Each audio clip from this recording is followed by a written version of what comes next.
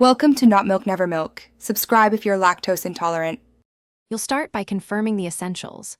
Update Chrome and enable profile sync so autofill data is available. Once done, open Chrome, //settings/autofill to view addresses, payment methods, and passwords. Make sure each category is toggled on. That allows Chrome to offer suggestions. Next, inspect saved entries, remove duplicates or stale items that confuse matches. If passwords are managed elsewhere, temporarily allow Chrome to save a test entry. This establishes a controlled baseline you can troubleshoot from. Now dive into conflicts. Disable extensions that alter forms, like password managers or form fillers, because they can steal focus or block events.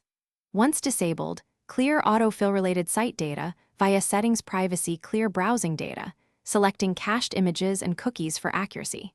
Test autofill in an incognito window, then create a new Chrome profile to see if the issue is profile-specific. If autofill works in those contexts, re-enable extensions one by one to find the culprit, and export/import clean data if needed. Finish by verifying the web form itself.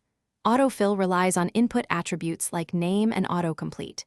If you control the page, add standard autocomplete values. If not, try a different site to confirm Chrome behavior. Re-enter one address or card to force Chrome to prompt to save. This often reactivates heuristics.